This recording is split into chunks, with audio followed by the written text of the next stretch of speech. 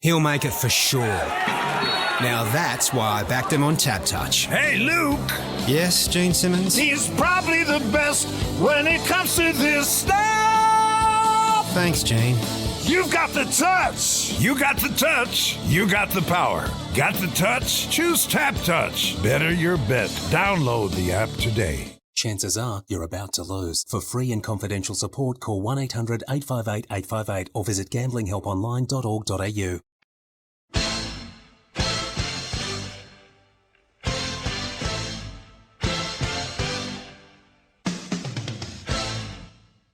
Hello and welcome to Hoop 7's Basketball Hustle, and I'm back with my usual co-host, and all of a sudden we're 1 week out from the end of the NBL regular season. There's times where it's a bit of a grind midway through the season, Cody, but all of a sudden we've got 4 days of the season to go and we still don't know who's going to be playing in the finals. It could be any of 7 teams that end up making it, and it's probably going to come down to that very last game of the regular season, which is always an exciting way to finish things. So we'll go through it all on this week's show. I think we saw over the past week, Melbourne, Perth and Tasmania all show that they're the top 3 teams, but then we saw the Breakers, the Hawks and the Bullets set up this last round all by getting wins. I think it's fair to say the Sydney Kings don't deserve to be one of the top 6 teams, but unfortunately they might just get there through default. And then once they're there, they've got enough talent to do some damage, I would have thought. Cody, the Brian Goorjian decision where he might end up wanting to coach is going to be fascinating to follow in the coming weeks as well. I think this season, Cody, we've seen the 2 worst coach ejections that I remember ever seeing in the NBL, and probably, especially this week, the most unlikely of coaches to cop it as well. So we'll get your thoughts on that as well. A couple of retirements over the last 24 hours as well to talk about, with some announcements coming into this last round. We're all here thanks to Hoop 7 as always, and TABtouch, so head to tabtouch.com.au and we'll try and help you find some winners, Cody. But I'm Chris Pike, but great to have you back, Cody, first of all. It's been a bit of a strange last few weeks without you. Yeah. Look, work this time of year for me is as hectic as it gets. So, look, I really appreciate all you and Simon filling in and helping out there, and kind of easing my mind a little bit to know that the show is certainly in good hands with you two on board. Yeah, no, I appreciate Simon Mitchell's help over the last few weeks, and we'll continue to have him involved for the rest of the season as well. Before we get into the basketball talk, Cody, start of the school year with your work. You work at Campion Education, who provide basically the school supplies to schools and to the students. It's been your most hectic start to a school year? Yeah, it has. It's usually pretty wild, but this year has just been on another level. So, look, I mean, it's always good to be busy. Better to be busy than bored, but yeah, it's been pretty insane. And just kind of playing delivery driver at the moment and making sure that all the schools getting what they need. And dealing with, odds and ends and sitting on my emails till 10 at night and all that fun stuff. So, been pretty wild, but it looks like it's starting to taper off a little bit, which is nice. Average temperature of around 40 degrees as well over the last couple of weeks. How have you held up with that? Yeah, not very well. Not very well. It's I'm lucky that my car has some pretty good aircon. So, it's not been fun, but is what it is. Do you avoid the warehouse as much as possible? Try to. Now that school's up and running, we aren't in the warehouse at all, which is good. But running out. By the time I get back to my car from being in a school, it's already heated up again, and by the time I stop again, the aircon's finally kicked in, and it's a bit of a hodgepodge, but it's good. Yeah, it's been a good couple of months. All right, let's get into basketball talk. I mean, since we last spoke, a lot's happened over the last 3 weeks, Cody. What stood out to you? Has there been something burning on your mind that you want to get off your chest before we get into the action? Oh, you pretty much hit all the nails on the head with everything that you spoke about on the intro. But yeah, no, look, there's so much. So I'm sure we'll cover it all in the next hour. All right. So coming into this last round, things are nicely placed. I remember last time we spoke, we talked about how Melbourne, Perth and Tasmania are clearly the best 3 teams, and I think even more so the case now as we head into the finals. I mean, they're the only teams with winning records. I mean, I think that says it all, and I think it's been a frustration of Simon thinking about teams making the playoffs with poor records, but the fact that Tasmania is now going to be at least 15 wins to finish third, and then Perth a chance to get to 19, Melbourne could get to 20. I think that's the sort of record you'd hope for your top three teams. Yeah, for sure. I think it is frustrating, but it's also, I guess, a good thing because it means that it's more even across the board. Absolutely. And you got your bottom place team who I think will have the most ever wins for any team that's finished last. Yeah, which on the broadcast they were saying you're the best worst team ever, which probably not put so elegant. But yeah, look, I mean that's a pretty impressive stat, especially when there's this many teams in the league now. So Melbourne, Perth, Tassie, the clear cut, best three teams, and I don't think there's anyone else that really rivals those three at all.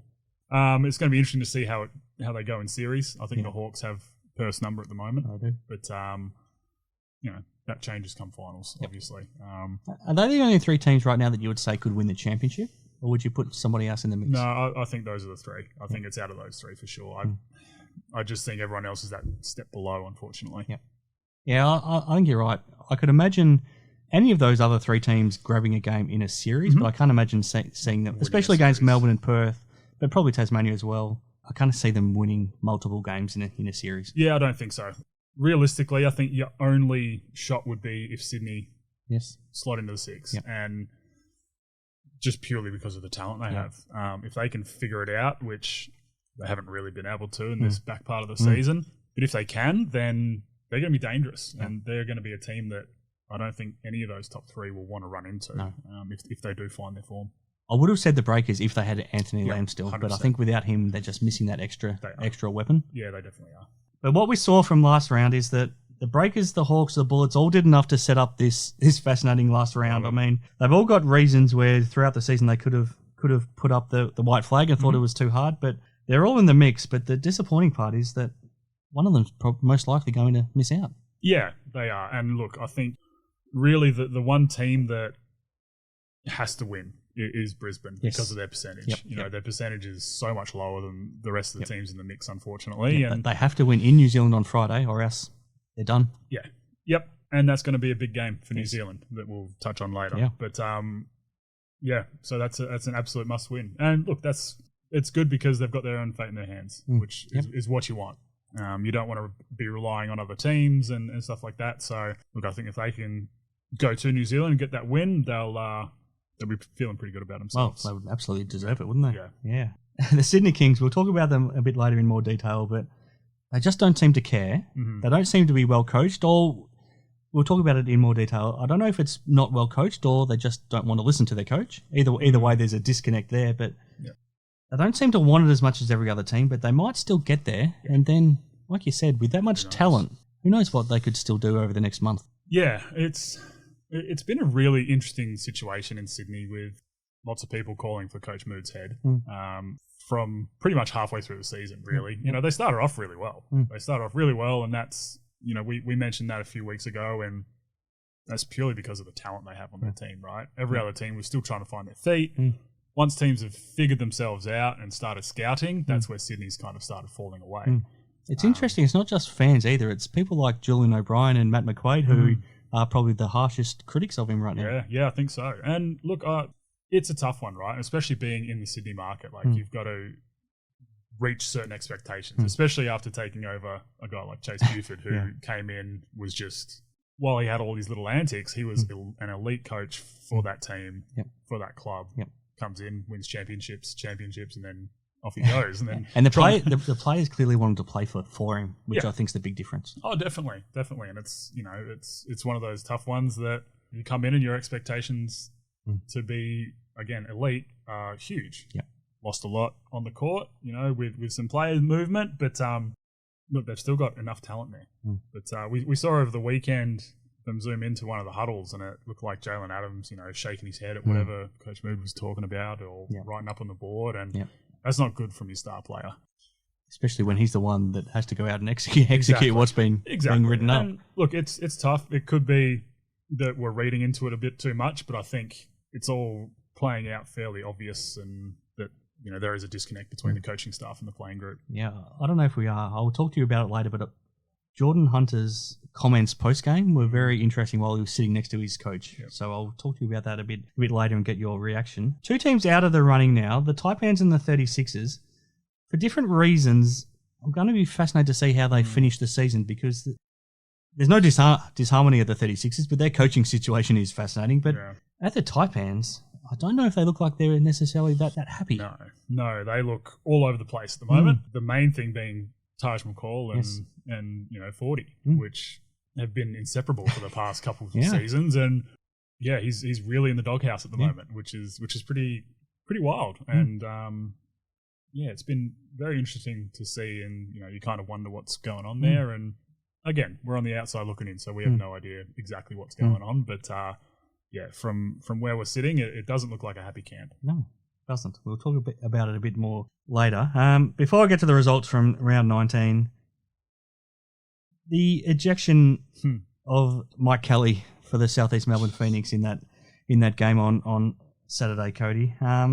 I don't know if I've seen a more embarrassing coach ejection. The one earlier in the season with Modi Mayor I thought was bad. Yeah. It was bad because I legitimately believe when Modi talks about how he wasn't insulting them, he didn't abuse them, he didn't swear at them. It was just that he was a bit over the top and he's an over the top character. Right? That's who he is. So I can understand why in that one a bit more why just because he's so over the top that the referees overreacted, but Mike Kelly doesn't overreact. Everything he said was under his breath, and post-match he said that he didn't say anything abusive, he didn't swear, and I take at his word. I think he's a guy that over 30 years now that we've seen him in the NBL, he's deserved to be believed with what he says. Didn't like a call, made a comment, get one tech foul, and maybe that's fair enough if he was bad enough in his objections to the call, but he didn't do anything to deserve a second tech foul.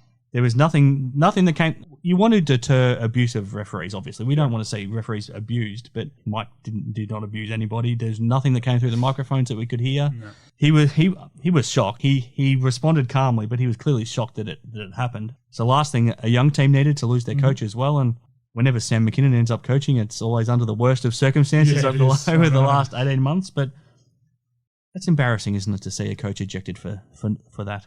It's baffling, really. Like, I don't know. And I mean, you look at every other coach and they have done something worse and not been teched for this season. Mike's done worse things and not been teched for it this season. You know what I mean? Like, to get your second tech, it's got to be something pretty bad to be tossed from a game. Yeah. Mike is playing with an NBL 1 team at the moment, which is frustrating as you can get, I'm sure, for him and his staff. And he's doing all he can to help his team out, right? He's on the refs, for every little thing, which every coach is. Every coach is, yeah. I mean, you see really running up and down the sideline, stomping and going, his face as red as his shirt, and that happens all the time. You hear Dean through the mic his whole career. The whole time. Trev was the same when he was with the Cats. It's just one of those things. 40 is, fairly animated. Shul is probably the only other one that's about as cool, calm, and collected as Mike Kelly. Tatum's pretty. He leaves him alone completely. I think he's kind of figured out that just concentrate on his team. So those three guys are probably the three least expected to be tossed from a game. Coach Moot's been getting very fired up with him lately. Yeah. Something came through the microphone the day after this happened, and I sat up out of my chair. I was like, how was it that not even A-Tech? Not even A-Tech. Ref didn't even look back at him. I just don't get it. If it's coming through the mic, it's through the referee's mic, so it's not like they can't hear it. And I just really don't understand it. And you're right, it might be the worst ejection I've ever seen. That was just awful. And it's just, it proves the inconsistencies that we're talking about all season with the refereeing. And it's really frustrating and infuriating to watch. It's just, it makes it hard to adjust to it. Yeah, it's frustrating because, like you said, we see things from other coaches that we could easily accept them being kicked out for, but it doesn't happen. I mean, Trev never got ejected once in his entire Wildcats coaching career, and he easily could have once, twice, 3 times a season, if not a week. The only time he got ejected was when he was coaching for Townsville in Perth. So it's baffling. And in a season where you can't help but feel for Mike Kelly, that's the last thing he needed in the second last game. Yeah, it is. And I don't understand it. And I'm glad that everyone else was on the same page because no one else understood it. No, surely not. All right, we don't want to get bogged down with that because there's lots of basketball to talk about. So what we saw in round 19 was a lot of results that set up this last round. So it started a cracking game in Auckland on the Friday where these two teams are locked in that battle for one of the top 6 positions, and it went down to the very last shot, and probably only fitting that it came down to a Tyler Harvey shot on the buzzer, but it was the New Zealand Breakers that got the win over the Illawarra Hawks 88-85. And then we saw the Brisbane Bullets keep their season alive. They beat the Adelaide 36ers 102-84. Then we went into that game where the Tasmania JackJumpers, they got the job done, but virtually against an NBL 1 South East Melbourne Phoenix team without Mitch Creek and Gary Brown and Alan Williams and Craig Moller and Owen Foxwell. So 94-67 win for the JackJumpers. This scoreline does not tell the story of this game at all. The Perth Wildcats beat the Cairns Taipans 117-88, but it was a 2-point ball game with 7 minutes to go. It was incredible to watch that unfold. And then on Sunday, Melbourne United against an exhausted New Zealand Breakers who just constantly get put in this position. I feel for them. But Melbourne United 94-81 winners. And then Illawarra Hawks against a very disappointing Sydney Kings once again, 106-95 to finish things out. Let's go to that Breakers and Hawks game and also their weekend, Cody, because they played out that thriller on the Friday night in Auckland and then both of them had to back up on Sunday. I don't know how the scheduling works. So both of them play on a Friday night in Auckland, and then on Sunday they have to play Melbourne, the top team in the league, and Sydney, the defending champions, who are playing their only games on the weekend, sitting at home, waiting at home on the Sunday afternoon against 2 exhausted teams. I don't know how this keeps happening, especially to the Breakers. Yeah, they get the short straw every season, it seems like, which is unfortunate and frustrating, but I mean, you just got to roll with the punches, unfortunately, and you know, it is what it is. I mean, this game with the Breakers and the Hawks was a decent game. You know, I think, you know, both teams kept throwing haymakers at each other and no one wanted to fall over. And then Tyler Harvey's 3 at the end, I thought was cash. He thought it was too. Just that little bit short. I think everyone in the stadium probably thought it was cash. A little bit short. And New Zealand kind of still won against a Hawks team that you probably would have thought would have gone in and won that one. The biggest play of the game was Isaiah Leafa's steal. He took the gamble to go and grab the steal from the inbounds pass where I think it was Justin Robinson was trying to get it to Gary Clark, but Leafa was guarding Tyler Harvey at the time. So if he doesn't get the steal, they'll probably lose the game. So he took the gamble, but he's good at making those gambles. I mean, that was a massive play because it led to a Zylan Cheatham dunk, and that's what gave them that 3-point lead, which gave them that cushion. Yeah, definitely. And look, Leafa is a bit of an underrated defender, I think. I think he's one of the better defenders in the league.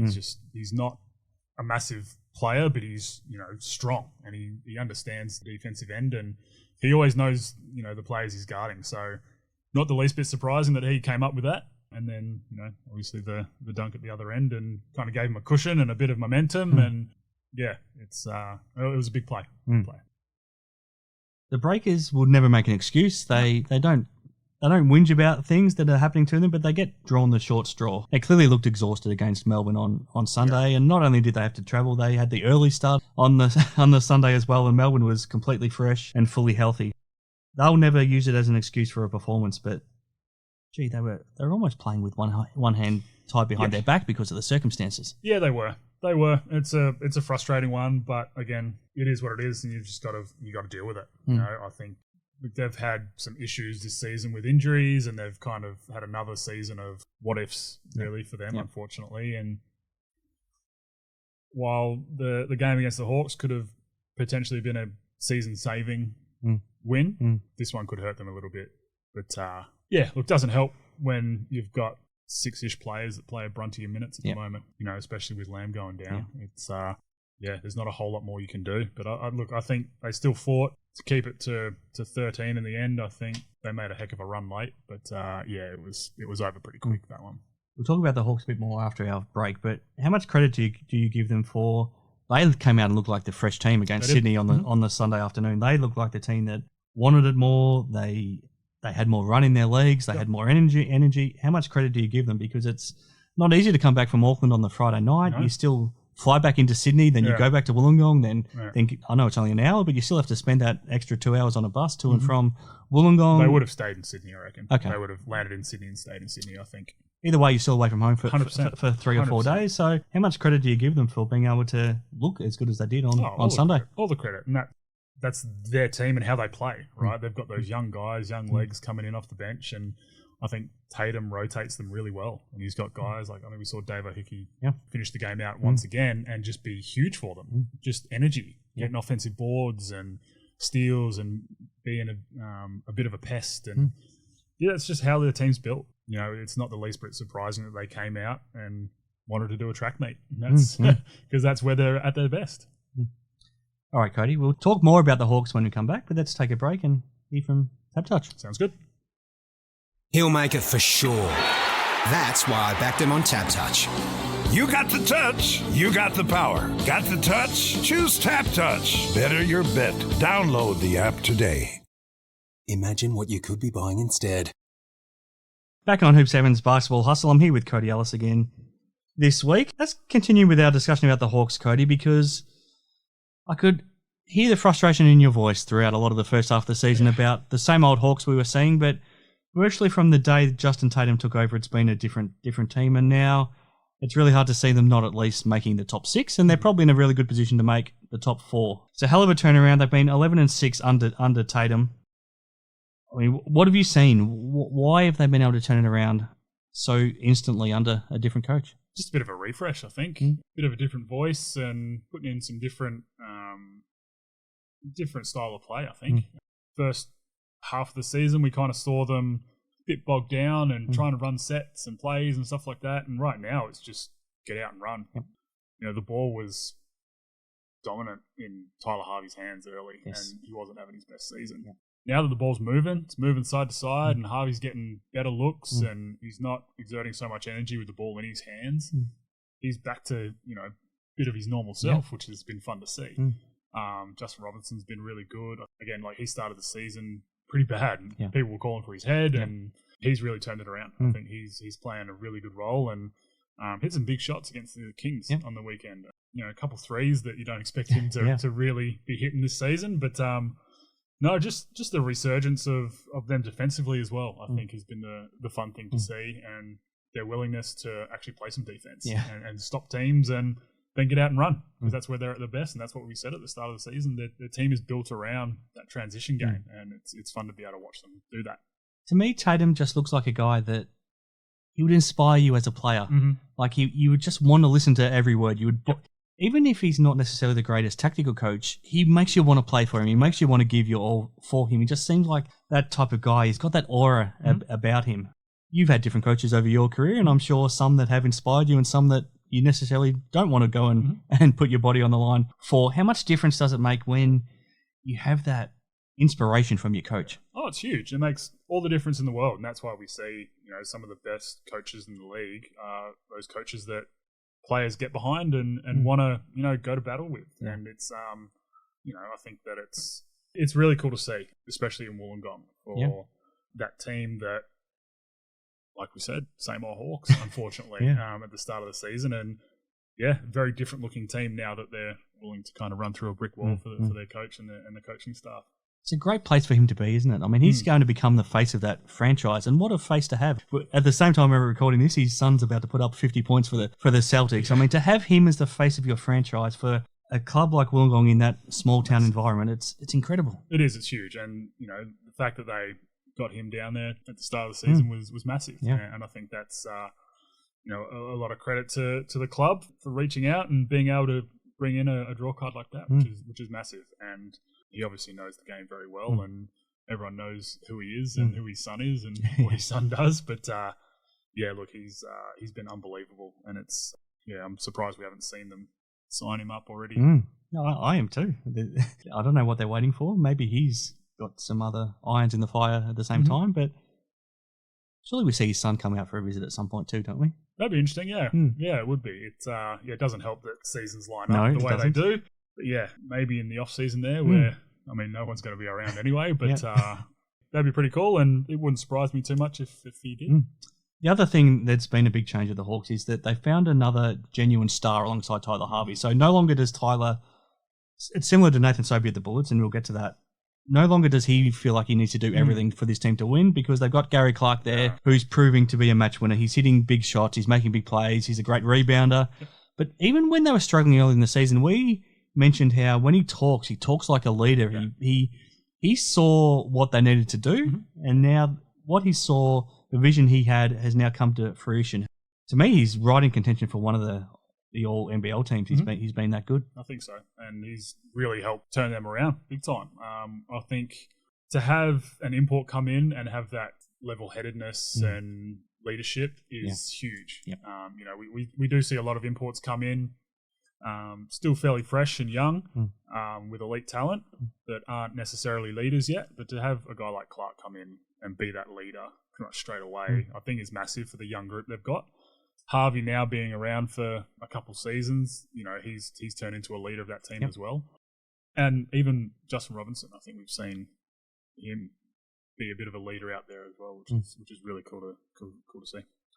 Brisbane Bullets, they're a fascinating team, and I talked to Simon about it last week, and I talked about how they frustrate me because they're so close to being a really good team, and they're doing a lot of things right, but then they're getting virtually nothing out of their imports, and you can understand that with Casey Prather because he's still working his way back. Yeah. But Chris Smith and Shannon Scott have virtually disappeared. But then this was a must-win game for them on Friday night against Adelaide, a team they had struggled against. And Nathan Sobey did Nathan Sobey things by scoring 37 points in 3 quarters. But to me, the best part about that performance was that he didn't score at all in the fourth quarter, and they still went on with the game. They still outscored Adelaide in the fourth quarter. And it's guys like Mitch Norton and Sam McDaniel who are the ones that are stepping up, and that's why you bring in those guys, and they're picking up the slack for what they're probably not getting from their imports. Yeah, it's been pretty odd to see with Smith and Scott how they've just kind of fallen off the face of the earth. Yeah. For those two guys to combine for 5 shots that's pretty crazy, right? Yeah. Shannon Scott's not had his best season. I think he's been a bit all over the shop. He's had a couple injuries that he's struggled with, but he hasn't really given them what I think they expected of him coming in. Chris Smith went on a tear throughout that middle of the season where he was elite. He was really good, making great plays, knocking down those threes when he was open. Hit a match winner. Hit a match winner. I think it was against the Hawks. Yeah, he's just kind of fallen a little bit out of the rotation, I guess, and that's probably got to do with some form as well. Casey Prather, I think, has certainly made strides from where he first was when we first saw him. He's not running around like heavily favouring that leg anymore, which is good, and it's less painful to watch, which is great. And that game on Friday was the first time where Justin Schull had actually played him for a little bit in the 3 spot for the first time. So that suggests to me that he's starting to feel better physically. Yeah, absolutely. And look, I think a lot of it is mental for him. Yeah. He's basically had 2 years without really playing or having a good stretch of games to play in. So he hadn't played a game at all for 2.5 years. Yeah, which is wild, right? Yeah. So to come back from that is no easy feat. So look, they're not getting much out of their imports. They can figure out how to get those guys involved. I think they're going to be really tough come finals if they make it. Obviously, having Sobes come out and have I'm pretty sure 37 was his career high, right? Career best was impressive, and then just made all the right plays in the fourth quarter. Yeah. He was getting thrown double teams at him constantly. Every time he stepped over halfway or had the ball in his hand, there was another guy coming. He just gave it up every time, and Nordo and McDaniel making the right plays. That's something Sobes hasn't handled well in the past, but I think we've seen a lot of growth from him as a team player and a leader this season, where he's willing to now defer to his teammates a lot more. Yeah, and I think that's just showing how he's matured throughout this season, I think, is probably the biggest thing. Last year he kind of had to be that guy of, well, I have to go and try score 40 every night. Doesn't have to be now. So, his willingness to do the right thing by the team has been awesome this season, and I think it's a big reason why Brizzy are where they're at. Perth Wildcats. This was an amazing game on Saturday against the Cairns Taipans, because I thought Adam Ford did a great job for 33 minutes of the game with a great game plan. He threw some different things at the Wildcats. They picked on Ty Webster defensively and tried to post him up at every opportunity, and they got some great results from that. It was a 2-point ball game with 7 minutes to go. And then why I think the Wildcats can win the championship is because they can be more explosive than any other team. Yeah. I don't think any other team can do what they did in the last 7 minutes, where they scored 33 points to 6 to turn a 2-point game into a 29-point win. What did you make of it? Yeah, look, I think Melbourne's probably the only other team that has that potential to do it, but we haven't really seen it the way the Cats exploded in that fourth. Yeah, I mean, look, Cairns were right there all game. I think the Cats probably got lucky that they were playing a Cairns team that's not really sure of what they're doing at the moment. Because it could have been a very different looking fourth quarter or going into the fourth quarter, had it have been, you know, a Tassie or a Melbourne even. Or even with Cairns, if Wardenberg and Bull Kowal were still out there, but both of those were out of the game by that point. Yeah, and that really hurt them a lot. Yeah. But look, credit to Cairns and 40 in his game plan. They did really well for, you know, majority of the game. And then, yeah, you're right, Cats just kind of put the foot on the throat and took off with it. And it was, if you hadn't have watched the game and you saw the final score, you'd be like, oh, goodness me, I'm not going to watch that. That's awful. But then that fourth quarter was super impressive. And it just happened all in an instant, and they couldn't stop the landslide. And Perth really flexed a muscle and kind of showed what they can do. You're right. I think that's a big reason why they can win the chip is because of that explosiveness and that scoring just punch that they have. And, you know, they really turned it on the defensive end as well. Yep. You know, that's where it all came from. Yep. You know, that's where they're going to be elite. If they can figure it out on the defensive end, they're going to be really tough to stop because running the other way, they've got some of the better players in the league running that direction. A lot of that defense can start with Alex Saab, with some of those block shots that he gets lead to a fast break. And once they get out and run, they're the fastest team. They're the most explosive team in the league. When you've got guys like Saar and Pinder and Usher, and I mean, we know how quick Bryce is, but Doolittle's no slouch either in that sense. And then you got Ty Webster, the guy who is tasked with pushing the pace. Yep. They have an athletic gift as a whole team that I don't think anyone else can match when they're playing well. Yeah, no, it's fun to watch, and I do think that Saar and Doolittle, even Pinder, I think on that defensive end, are real keys for them. You know, Ty gets a little overzealous on the defensive end. I think we'll see lots of teams going at him now on the defensive end just because he's not a bad defender. I just think he takes that one step too far, I guess, and does the little thing at the very end of the play that probably doesn't need to be done. A bit like what we see Bull do on the other end, you know, really elite, and then just that reach or that kind of step and move under someone, and that's where they get the fouls called. So, but yeah, look, it's all going to stem from their defense. I think that's going to, you know, win them the championship if they're going to. Speaking of that, let's go to the Cairns Taipans, and I think Tahjere McCall fits a lot of what you just said as well.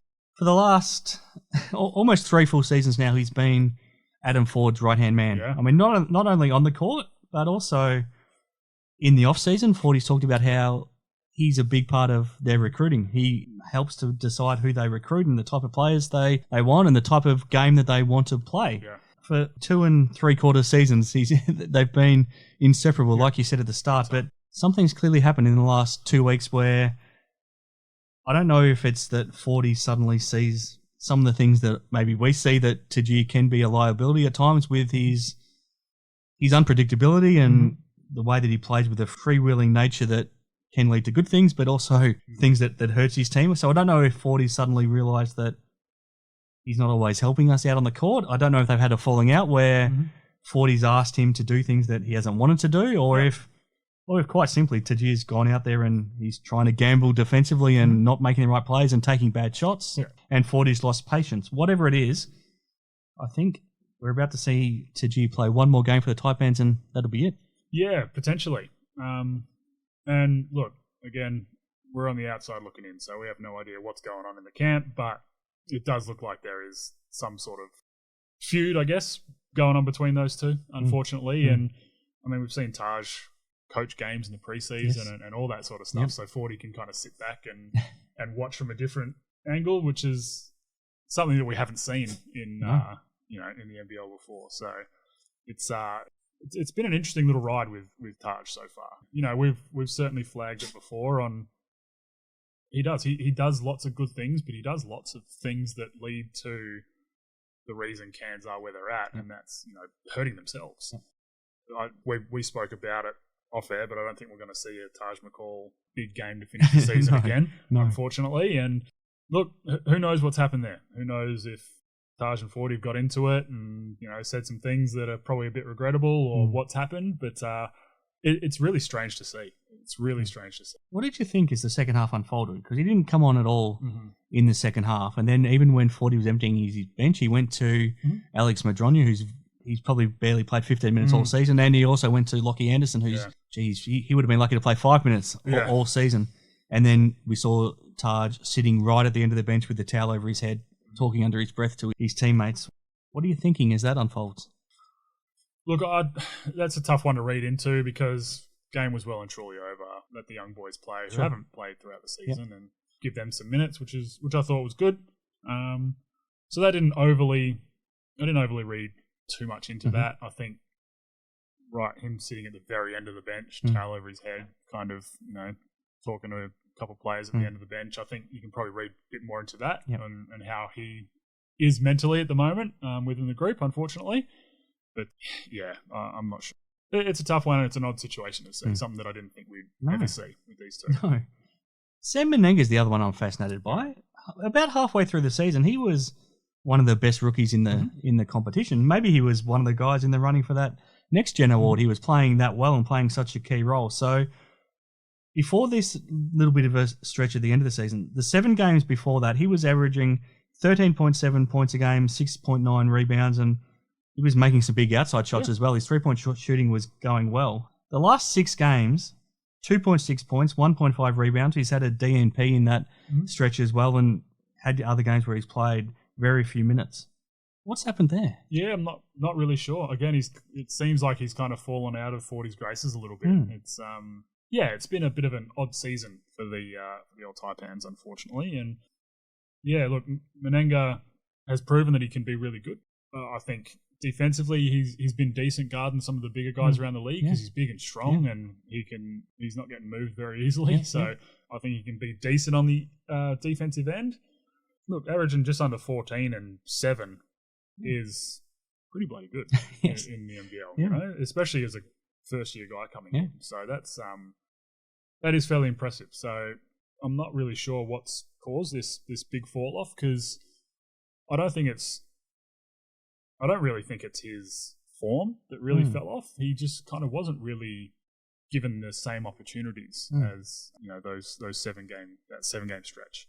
So yeah, because I don't think Wardenberg's had his best season by any stretch of the imagination. He's kind of had that sophomore slump that you hear about, and yeah, it's been an odd year. I think is probably the only way to put it for Cairns. It's just been a bit all over the shop. Do you see another mass turnover in this off-season for the Taipans? I think 40 is still under contract, so I can't see any reason why he wouldn't still be coached. Yeah. But I mean, we know Clintman's gone. We think McCall will be gone. It's hard to imagine Josh Roberts coming back just because he hasn't played that much. And I imagine there's going to be another mass turnover. I mean, I think Sam Wardenberg is under a new deal to stay. I think Bull Kowal's still under contract. Yep. Outside of that, do you see another big turnover? Well, if McCall's gone, then so is Miller. Well, they're best mates. So, the reason Miller was there is because McCall brought him in. That's a huge loss because he's been fantastic. He's been unbelievable for him. He's been their kind of one shining light, really. Yeah. So, yeah, look, I think if Taj is gone, then so is Miller, unfortunately.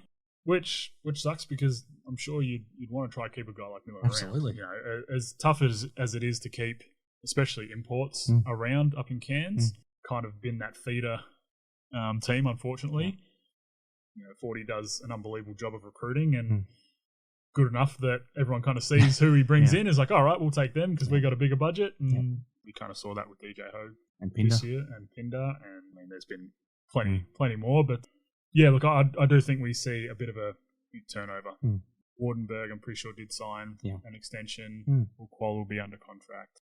Other than that, I don't think anyone else is actually under contract. I wouldn't imagine they'd keep a guy like Jonah Antonio around who's kind of played minutes here and there, but nothing much. But he's got needs to be playing somewhere, whether it's in the NBL or overseas. He needs to be playing at this point of his career. Yeah, no, exactly. So, and look, it does come down to availability of players too. I think it could be that their hand is a bit forced with some of the guys, and they kind of have to fill out the roster. So it's going to be a big off season for them. Big off season. Let's finish off this segment. The Sydney Kings, Cody.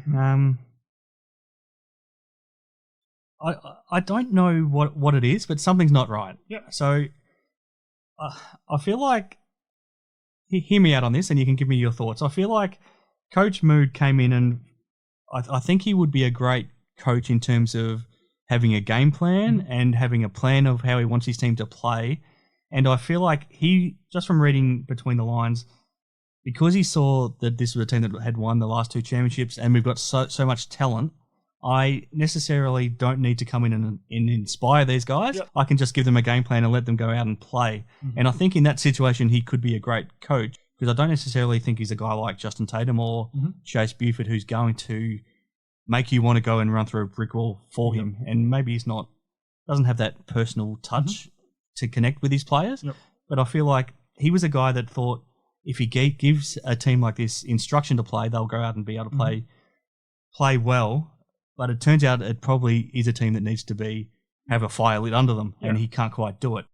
Am I onto something there? Yeah, What do you think? Absolutely. And I think if they had the same team that they've had the past couple of years with Zave and DJ and those kind of guys, Who motivate themselves. Yeah. He would have fit in perfectly. Because not only do those guys kind of motivate themselves, they're good amongst the team. Yes. Right? You know, Zave being a really good leader, DJ, we've seen that in Adelaide. Yes. So, yeah, I think the team that they've put together is not in that group at all. I think they're definitely a team that needs a bit of direction. You know, you've got Geordie Hunter as your starting centre, who I think has been really good for them. But also, I don't think is one of those guys that you can kind of just let go out and play and kind of figure it out. I think he needs some sort of instruction. I think Bolden the same. You know, he's one of those guys that had a bit of time off basketball, so kind of needs to be nudged along a little bit. You know, guys like Kwatnoi coming off the bench who his mindset is just go score. So, you know, he's probably one of the guys that you can let run free. And we saw him have a really good stretch in that middle of the season where they were struggling, but he was kind of the one shining light that kept them in games because of just how well he could score the ball. Having guys like Brucey play the minutes he's playing, I think doesn't play into his hands. I think Brucey's been and shown how good he can be in those little spurts and then playing late game. Playing big minutes early, I think, has kind of taken away from the energy he brings to the team. We've seen Angus Glover come in and play some decent minutes, but still not playing the minutes I think he should. And look, that could be due to Brucey playing these majority minutes, right? Look, Jalen Adams has been a bit of a shell of himself that, you know, we would expect from him, you know, being a previous MVP when he was in the league last. And his steal and missed wide open layup kind of summed up their season perfectly against the Hawks. You know, just that potential of, wow, they can be really good, and then blown layup. And kind of, I think that one play kind of summed up their season perfectly. Look, this is something that we've been talking about the Kings from a bit of the start, in that they don't really adjust mid-game. You know, they just they come in with a game plan, like you said. Whether it works or not, they stick to it. They don't really adjust too well in games. So, which really works well with your thoughts on it, because I just don't think it's the right team to be able to do that. I was fascinated after the game on Sunday when first thing Coach Mood came out and said was that our players just didn't come out and give enough effort. They didn't want it as much, and the Hawks did, and that's why we lost. And then when Geordie Hunter was asked the same question, he said, sure, we can always try harder and you can always give more effort. That's a given, but I don't think that's why we lost the game. It's more because there's something being lost in translation between what we're being asked to do and what we're doing. There's something that's not connecting. To me, that was as close as I've heard a player come to saying that we're not getting the coaching we need or deserve without actually coming out and saying it. What do you read into that? Yeah, look, I think you're right. I think you're spot on. Which is, you know, especially from a young guy like to say something like that, I think, I think it's a bit telling and kind of telling of what that group's been going through the past couple months now. It's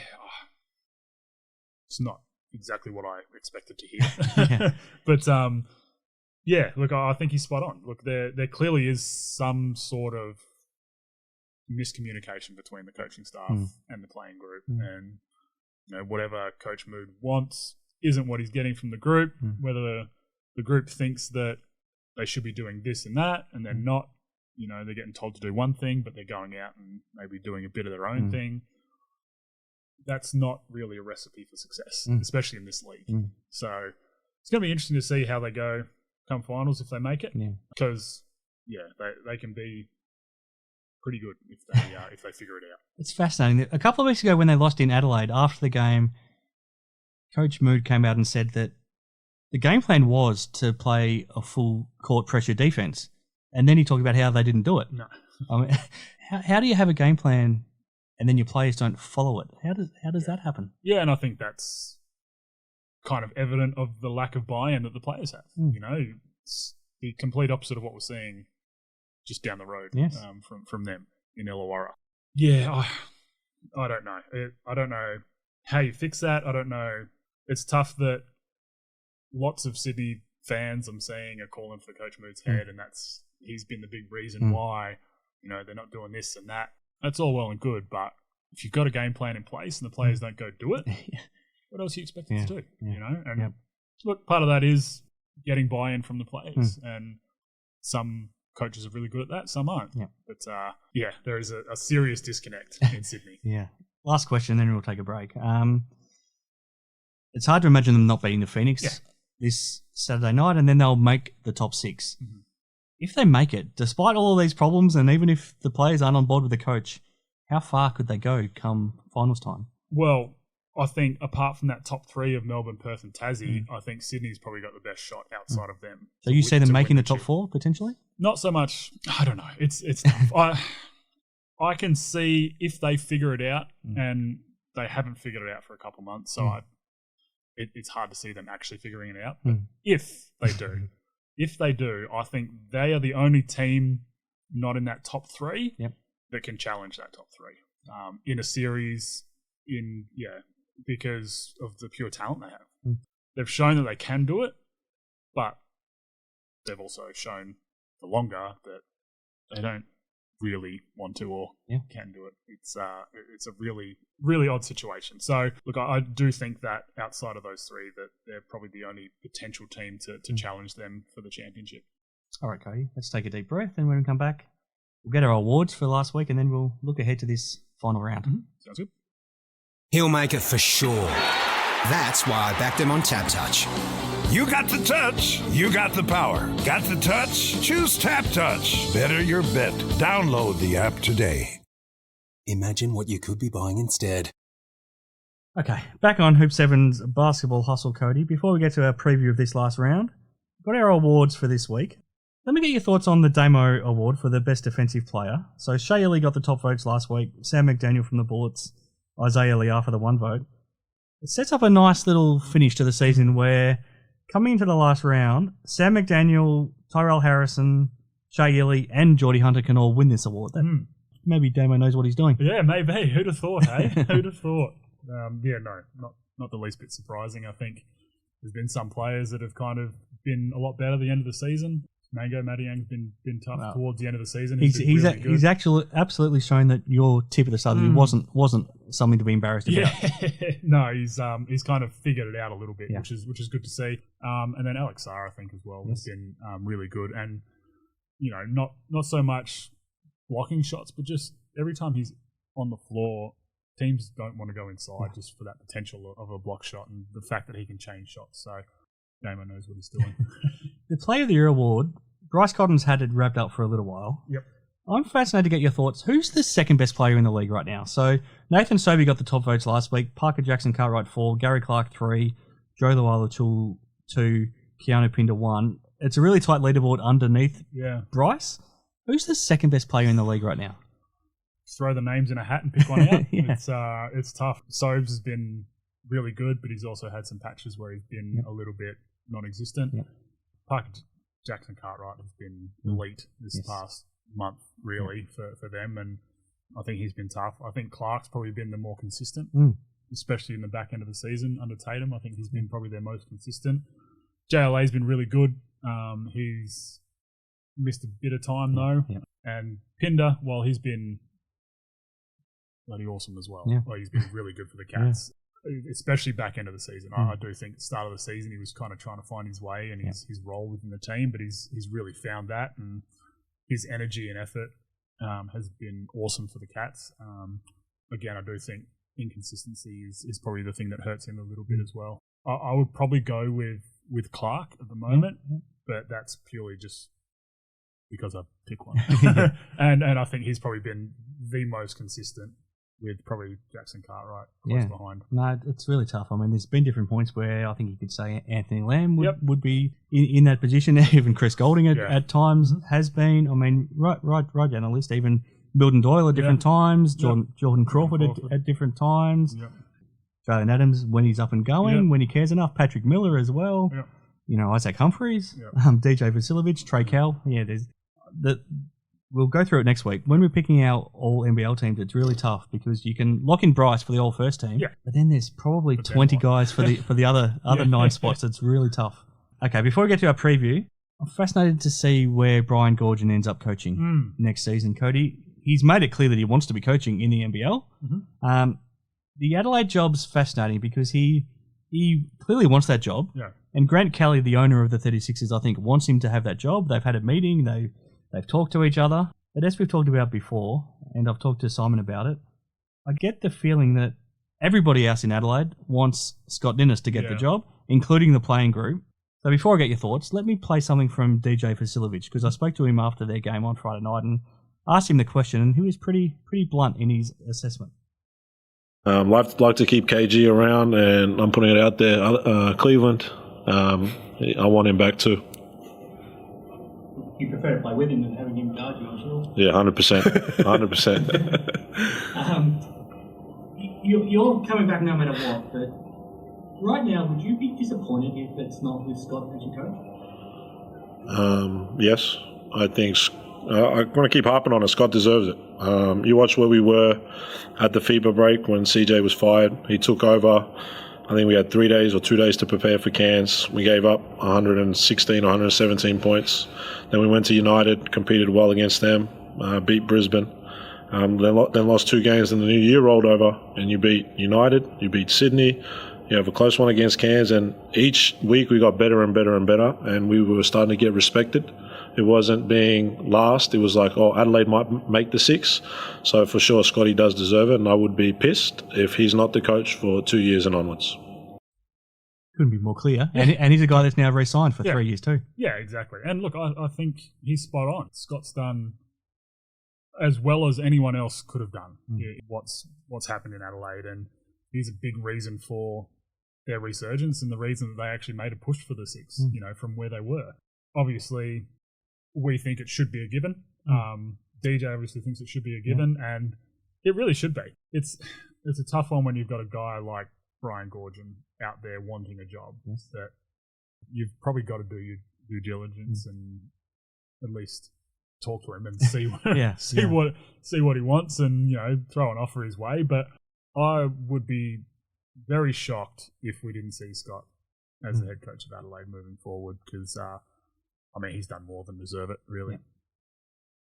So if Gorge doesn't get that Adelaide job, then does he coach somewhere else? So right now, because of everything we've talked about, it's probably hard to see Mahmood Abdul-Fattah staying in Sydney. So let's just put 2 and 2 together and assume that there's a Sydney Kings job available. Could he coach the Sydney Kings again? That's my thought. That's where I think he will land, purely because I don't think there's going to be availability really anywhere else. You wouldn't expect Mike to get the sack after the. I'd be devastated for him if he did. Yeah.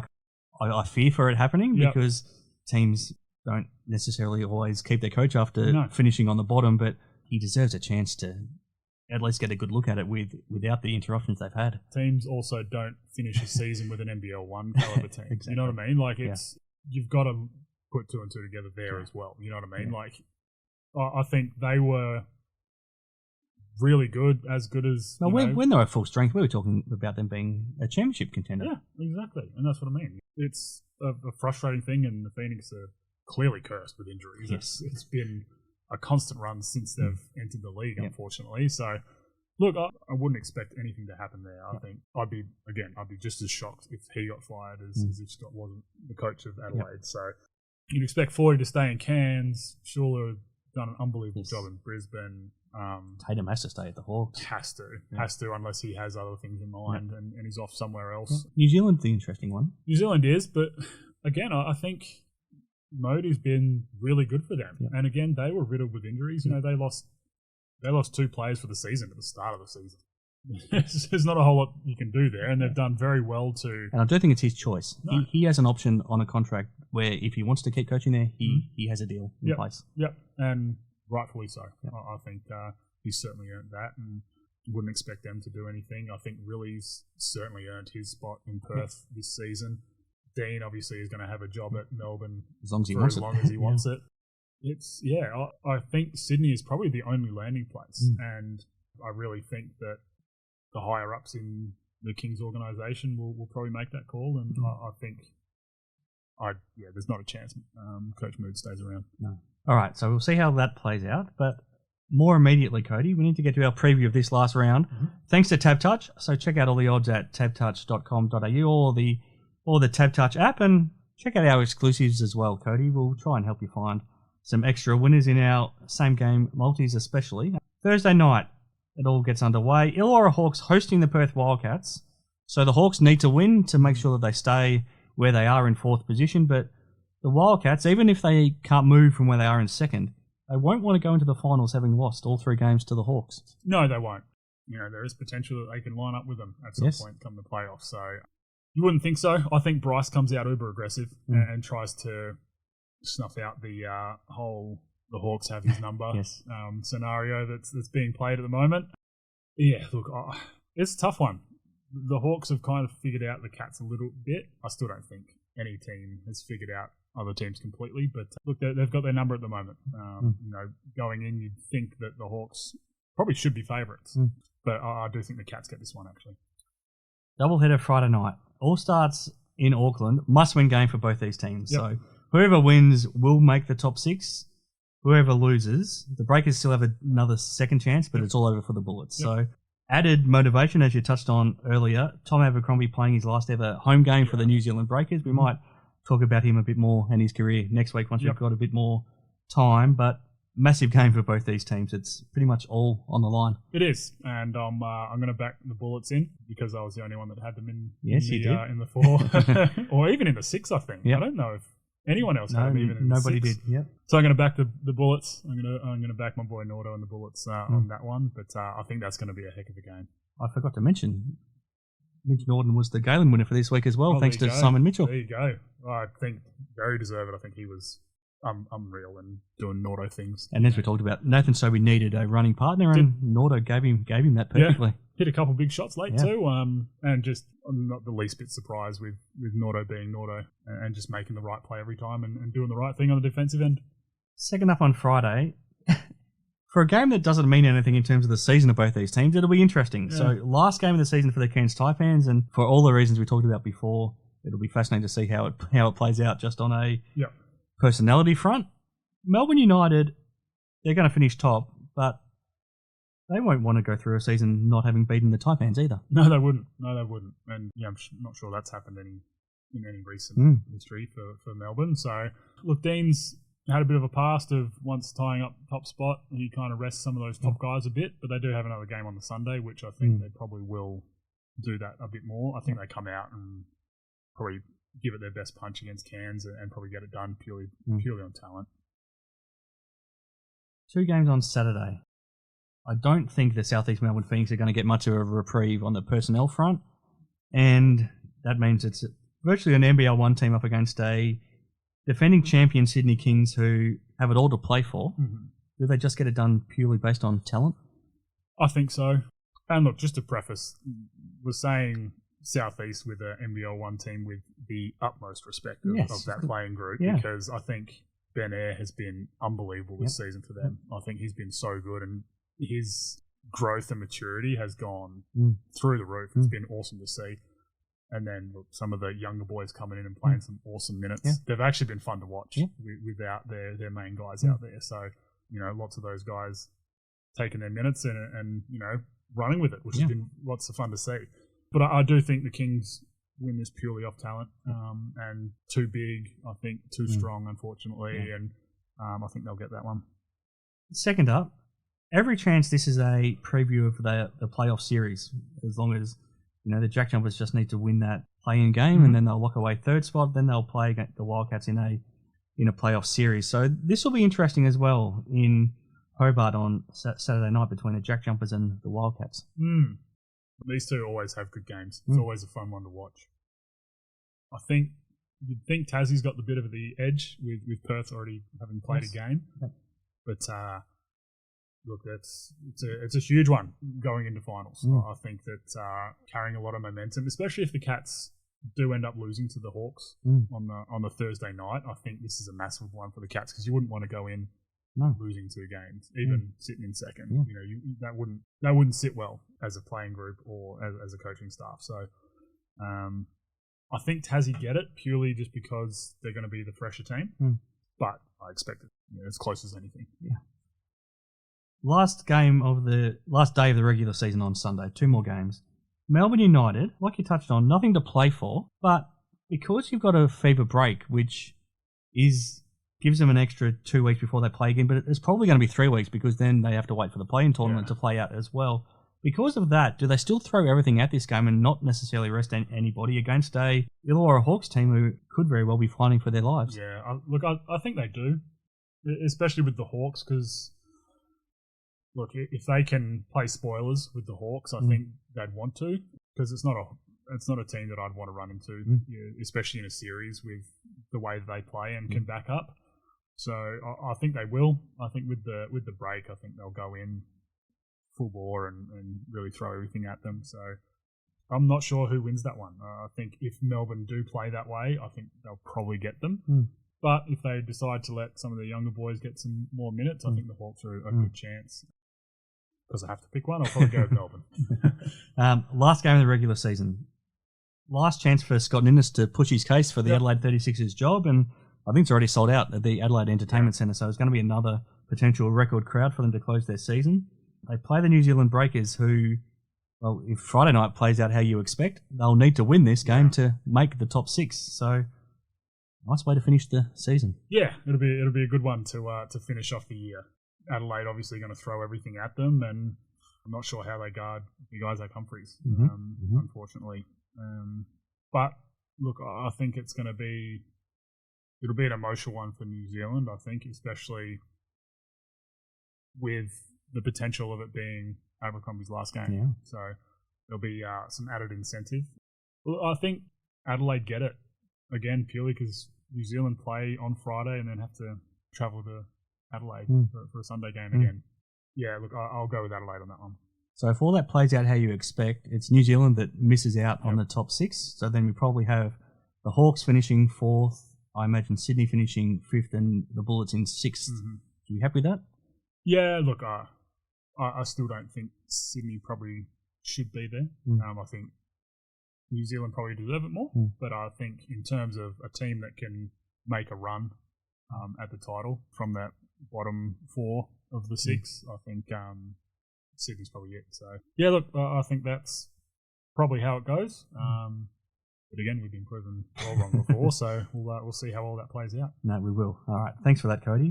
We've gone a bit over time, so let's wrap things up. And next week we'll come back with all our award winners, and you might be having a trip from Sydney that you can fill us in on as well. And we'll see if you come back with a contract with an NBL 1 East team as well. We'll see what happens. But thanks for breaking all that down. We'll see how it plays out. We'll come back next week, but I'll wrap it up there and let you have the final say. Yeah, can't believe it's the last round. It's the season's flown by, and lots riding on pretty much every game. So really looking forward to some of these.